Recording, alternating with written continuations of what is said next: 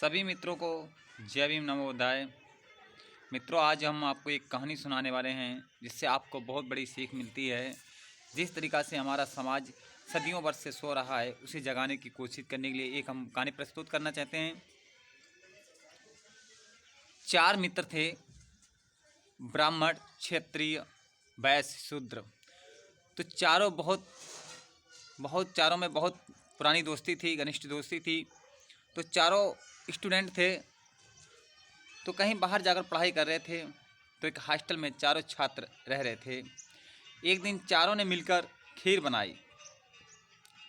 तो चारों कहने लगे, आज खीर भाई बहुत अच्छी बनी है, मगर खाएगा वही जो रात में जो सबसे अच्छा सपना देखेगा, वही खीर का हकदार होगा।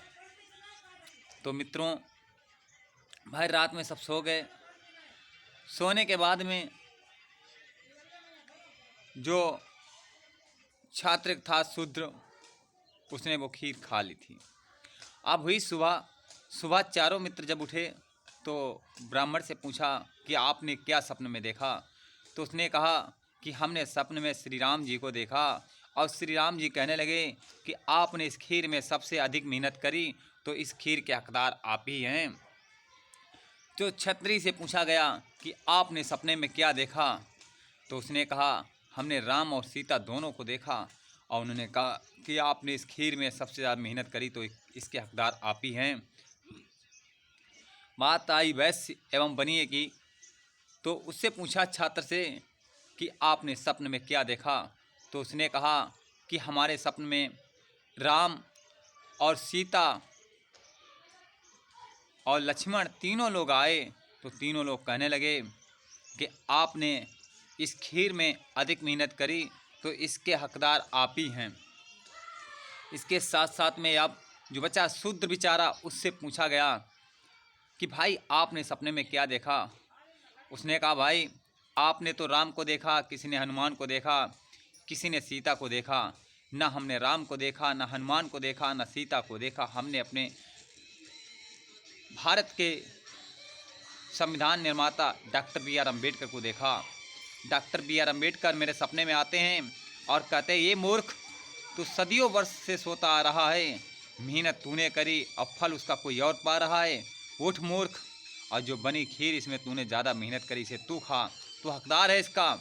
जब तक टाइम देखेगा तब तक तेरा हक कोई और ले जाएगा।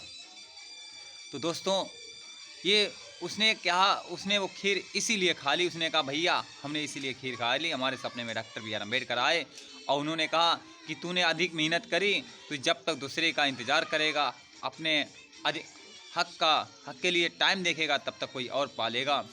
तो दोस्तों, उसने कहा कि वो हमने खीर खा ली। अब इससे हमें सीख क्या मिलती है? जो सदियों वर्ष से हमारा समाज सो रहा है, तो उसे जगाने के लिए, अपने हक के लड़ने के लिए, अपने हक को पाने के लिए कभी किसी टाइम टेबल का इंतज़ार ना करें। जब टाइम हो तब उसे लें। जैसे किसी की नौकरी लगती है तो वो पंडित से पूछने जाएगा कि पंडित जी हमारी नौकरी फला तारीख को लगने वाली, हम जाएं या ना जाएं। ऐसा ना करें, उसे उसी दिन ही ज्वाइन करें जो टाइम शादी का टाइम है। तो शादी जिस दिन आपकी अच्छी लगे उसी दिन करें।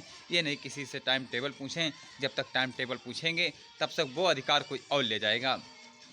इससे दोस्तों हमें सीख मिलती है कि हमारे जो SC OBC को जो आरक्षण दिया गया है, उस आरक्षण को पाने के लिए किसी का इंतज़ार ना करें। उस आरक्षण को पाने के लिए अपना आरक्षण लें, क्योंकि वो आपके पूर्वज डॉक्टर बी आर अम्बेडकर बाबा साहब ने अपनी कड़ी मेहनत से वो आरक्षण हम लोगों को दिया है। वो आरक्षण किसी और को ना जाने दें, क्योंकि उसमें मेहनत हमने करी और खाए कोई और। आरक्षण हमने डॉक्टर बी आर अम्बेडकर ने लागू कराया और पाए कोई और।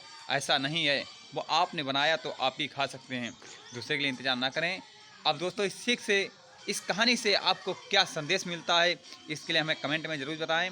जिला हरदोई से अशोक कुमार। जय हिंद, जय भारत।